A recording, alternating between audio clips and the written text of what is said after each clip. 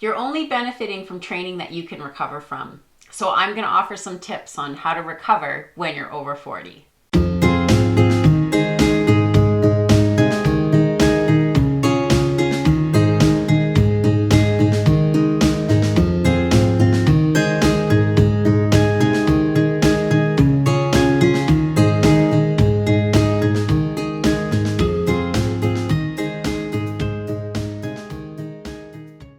The truth is, you need to nail the basics of recovery regardless of what age you are, but particularly when you're over 40. There's less room for error when you get older, so we need to really look at how we're taking care of these basic fundamental needs of our body to recover from training and maximize those in order to make the most of the training that we're getting in.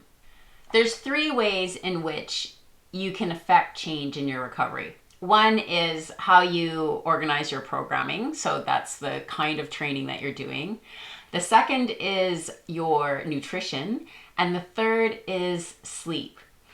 Programming involves balancing 3 variables: your volume, your intensity levels, and the frequency in which you're incorporating those workouts into your plan. If you don't get that right and you don't recover from those sessions, it doesn't really matter any of these variables in terms of maximizing recovery, because programming can undo everything. You can't out-sleep, you can't out-eat a really bad program. So if anything, when you're organizing your training, you want to make sure that you go with the minimum effective dose. It's never better to go too much. It's always better to do maybe just a little bit too little. One thing I would add on the programming side for athletes over 40 is there's a lot of evidence that incorporating moderate strength training on recovery days impacts your hormonal profile and will allow you to recover a little bit faster. So that would be something that I would consider for athletes over 40. Sleep. Athletes need somewhere between 6.5 and 9 hours of sleep per night.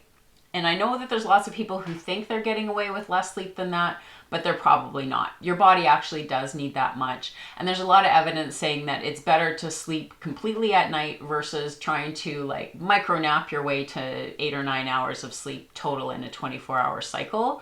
So maximizing your sleep should be a big priority. This is one area that I think a lot of people that are over 40 that are also really motivated endurance athletes really fall short because they're trying to cram everything in.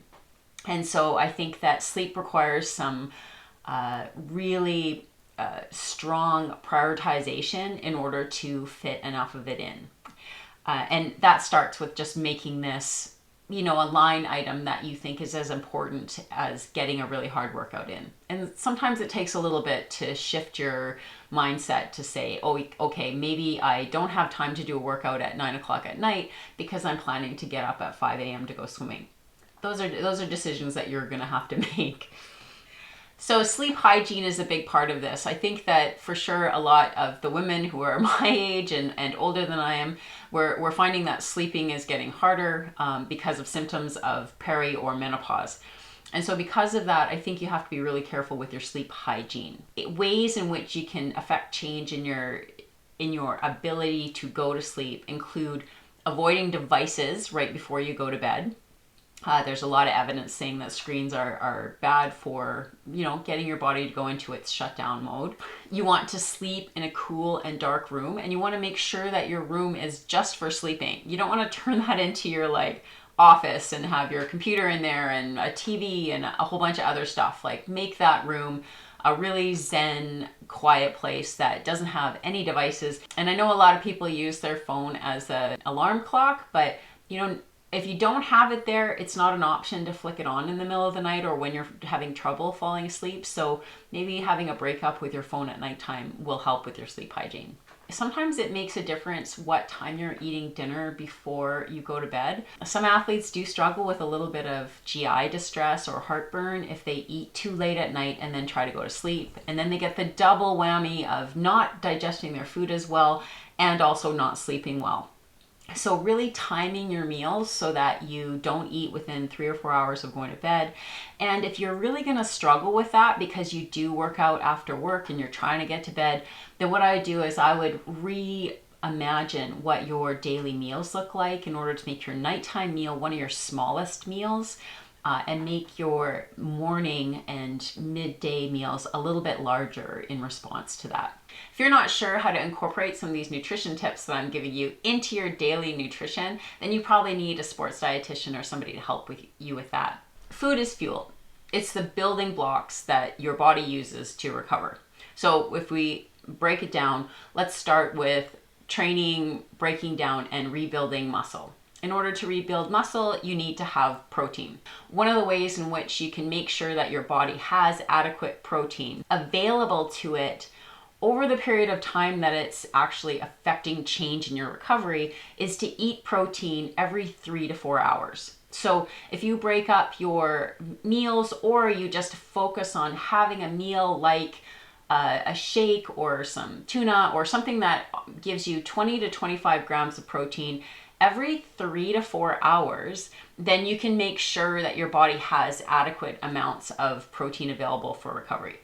So the second part about optimizing recovery is carb intake. So you want to have adequate carbs available while you're training, and then you also want to have them available for immediately after.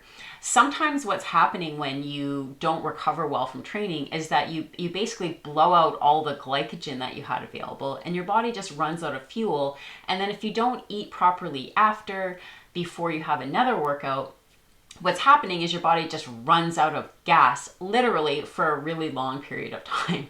So what you want to make sure is that you're properly supplementing your actual workouts with adequate carbohydrate, and then you want to be eating adequate carbohydrate immediately after that workout in order to refuel those glycogen stores.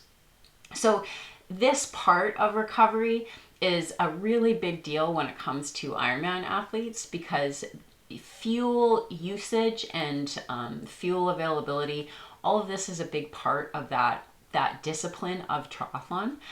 So we'll talk about that in another video. But for right now, what you need to know is that if you're under eating during your workout and you under eat after, that under eating is going to actually last with you for more than just that day.